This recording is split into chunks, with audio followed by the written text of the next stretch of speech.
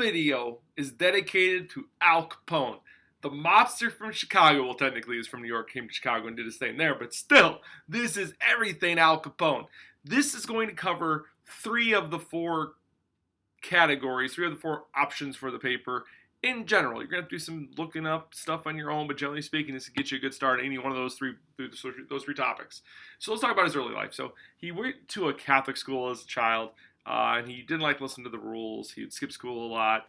And his Catholic school teachers put down the law, right? Back in the day, they lay down the physical law on you if you did something wrong. So what he actually did is he punched his teacher in the face. Yes, Al Capone, at like 13 years of age, punches his teacher in the face. Eventually, he ends up joining two gangs by the docks in New York and starts getting a name for himself at a young age. He eventually becomes a bouncer for Johnny Torrio and some other gangster in New York. And as a bouncer, he's going to get his name, Scarface. That's his nickname, Scarface, which you should be like, wow, that's a good nickname for a mob boss. So he actually, his nickname that he wanted to be called was Snorky.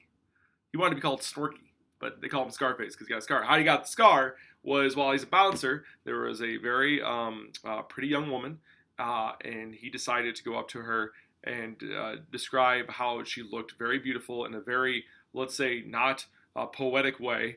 And then the brother of this beautiful woman heard this and turned around, took out a knife, and was aiming for Capone's throat, but since he was so drunk, it cut him above his eye, and it cut him on his face, and that's why they call him Scarface. So there you go. He actually hated the name because he wanted to be called Snorky.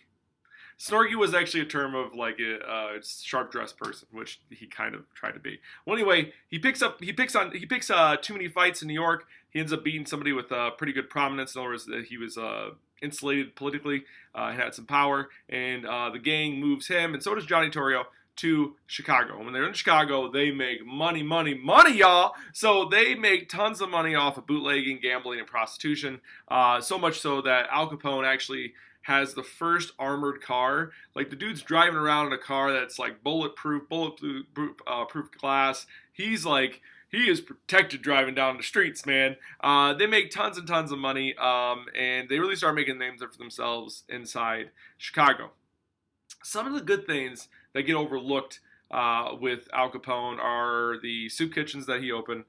Soup kitchens for people who can't eat. Now, there's not a whole lot of records that really show how much he put into the soup kitchen, how much money the soup kitchen came from him, and how long the soup kitchen was open. But he did open soup kitchens. But when you have millions and millions of dollars, throwing away a couple million for a soup kitchen for public, support, not a big deal for him. He also, the expiration dates on milk really comes from Al Capone, at least in the Chicago area, because there's this like story about somebody in his family or himself. He drank expired milk, got sick, and he's like, we need to change this, and he puts pressure on politicians to put expiration dates on milk. He also donates milk to students in schools, so he's doing stuff to build his rep, right? He's also somebody that comes from poor beginnings, and now he's he has some notoriety. He has fame, dude. He has a bulletproof car. Okay, like he's got money, so the people start respecting him for what he's doing for the public. He's also, like, in a certain way, an idol to immigrants who are trying to just make it in this country, and they're already being mistreated. So he's an idol to them. So that's kind of why they're looking up. Now, let's talk about the bad. Valentine's Day Massacre. Let me tell you what's going on here. So there's two rival gangs, okay? You have Capone, who's on the south side, okay? And then you have Bugs Moran is on the north side of Chicago. That's their turf. That's what they protect. That's where they make the business. North versus south, all right? First things first, let's get this out of the way. Nobody has been charged for this crime. It's a mystery. There's fingers that point to Capone, and there's also things that point that he didn't do it. But one of which, he was in Florida at the time, Miami, enjoying a pool, not in Chicago while this is going down. So here's what happens. You have this turf war, right, between the North versus the South. And you have this moment where Bugs Moran is going to go to a meeting, okay, in a parking garage. He's the leader of this gang. Okay, go in a parking garage, do a kind of meeting thing to make some money. Well, when he goes there, he sees this cop car circling around. He goes, you know what? I'm just going to go over there with my buddy and have some coffee because I just don't like the looks of things. So he does that. He does send a few men into the parking garage kind of in his stead. And one of the men actually dressed very similar to Bugs Moran, very similar look. Because of this, the people who are going to do the massacre, they go, that's Bugs Moran, let's go get him. Now, the people doing the massacre had 2 Tommy guns. That's Thomas submachine guns. I'll show you like pictures in class. And they also had some shotguns. Now, there's 4 men that go into this garage to do the massacre. 2 of them are dressed like cops, and they have their handguns drawn. 2 men are dressed in business suits and have the Tommy guns. Okay? Those guns are out too, and they all walk into the parking garage. They see 7 men in the parking garage, part of Bugs Moran's gang, in all various different aspects, and I'll talk about each one of them in just a moment. And they tell them, halt! You're under arrest! Hands up! Turn around and face the wall! Now, the gangs back then wouldn't just open fire on cops, because usually it's like this ritual where they go against the wall, they pat them down, sometimes they bring them downtown, sometimes they charge them, they wouldn't charge them, whatever. They thought it was just going to be a show like it usually is. So they go to the wall like they're set. Pat down, taking the guns off, blah, blah, blah. And then, boom, boom, boom, boom, boom, boom. Over 70 rounds fired, all 7 men die. Well, 6 of them die on the spot. 1 man lives, and I'll talk about him later. And there's 1 eyewitness that lives through everything until the end, and I'll tell you about that person later, and it's not a person, it's a dog. So let's talk about the 7 people. One of them was an accountant named Hayes. He died in the scene. There's 2 men called the Gusenberg brothers. They both die, but one of them, Frankie Gusenberg, takes 14 shots to the body, lives for 3 hours later. 3 hours with 14 bullet holes. What a guy! And then they ask him while he's in the hospital, like, who shot you? And his famous last words, nobody shot me. What? You have 14 holes in your body, but it's the code of silence in crime. You have to, no matter what happens, you got to be quiet. You can't tell the cops anything. So the 2 brothers die. There's an enforcer named something like James Clark. James Clark dies on the spot. There's a guy that's a mechanic, and he actually owns the dog that I'll talk about in a minute. He dies at the thing.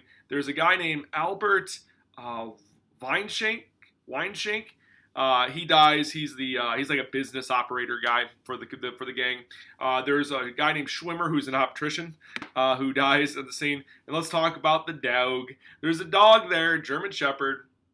He's a dog of the mechanic who dies in the St. Valentine's Massacre. He was actually tied to the axle of a car while this deal was going down, and he witnessed the whole thing. He does get put down later, the dog, because of the trauma that he saw, that he just couldn't bounce back. So he ends up being put down later because he can't really live without attacking people because he was so traumatized. So that happens on Valentine's Day. Nobody is charged for this. There's no evidence to point to Capone. Bugs Moran says only Capone kills like this, and Capone says as like kind of like a joke back, only Bugs Moran kills like that. And nobody gets charged. Later on, there's a person who says that they were part of the crime, but they're inconsistent in what they're talking to the police about, so they just write him off as he just wants notoriety. Bugs Moran eventually loses the gang war after this. He ends up dying a poor man later on. Now let's get to Capone's end. These crime movies make it seem like you have like some always crazy ending, right? The person's got to get their comeuppance. So they got to get blown away, shot, exploded, whatever. Or they got to take them down in the act, bloody knife in hand, cops arrest them, good guys win, right? That's not how it goes down with Capone. So Capone is pretty good at hiding the stuff that we think that he did. And again, we don't have pure evidence, but there's a lot of reasons why to think he would have done some of the things that we assumed he did, like kill people or order the deaths of people. But the government's like, we need to get him.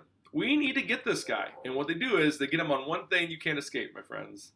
Taxes. So this is a guy that doesn't have a job, but dude can spend money like crazy. He has his own bulletproof car, has mansions all over the place, spending money like no one's business. Where's the money coming from, right? Well, the income tax. Remember the 16th Amendment that you're supposed to know? This is what gets him. He's not paying his income tax. He's making money somehow because he's buying stuff. So they have to try to find a way to show that he is not paying his income tax. Eventually, they get him in court, and Capone thinks he's untouchable. He still thinks he's going to be scot-free. And he goes and tells the judge, hey, judge, here's the deal. I totally forgot to pay my taxes. Here's what I'm going to do for you. I'm going to give you, I don't know, some amount of money, and we'll be square, right? The judge goes, thank you for admitting, because he does a plea, in your plea that you didn't, pay your taxes. Because you admitted that, we're going to use it against you, and you're going away. They signed him like an 11-year sentence, okay? And the first prison he goes to, it's like the Hilton. His mom's baking him cookies. He's having this wonderful treatment from the guards because he's paying them money. They're like, no more, sir. We're sending you to Alcatraz. So they sent him to Alcatraz.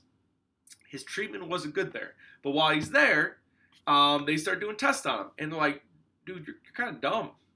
You see, his IQ was really low. And it started getting worse and worse and worse. Eventually, he was like the IQ of a 7-year-old. And what's happening is he had a venereal disease. He had a disease when he was a kid. Not a kid. He was like 18. That could have been treated, but he didn't, and it went to his brain. And because it went to his brain, it started just taking out his brain cells. It was basically early forms of dementia, and it just progressed from there, and eventually that's what's going to kill him. A movie that shows this destruction of the brain the best is that new movie. I think it's called Capone. It's not about violence and gore and all. I mean, there's a couple scenes in it from back, like the backstories, but it's not the whole movie. It does show this drift of dementia, and you kind of feel bad for him because it eats away his brain, and eventually that's the way he dies. I mean, he spends his last few years doing crazy stuff like throwing a fishing rod or fishing in a swimming pool. So he's sitting there with a little bamboo rod, and there's no fish. It's a swimming pool. That's how he goes down. It's not like this huge glory-filled battle. There's no cops like finding him in the act. It's tax evasion, and then after that, it's his brain being destroyed. That's the end of Capone, man. So take this information, use it as a start for your papers. I'll see you next time.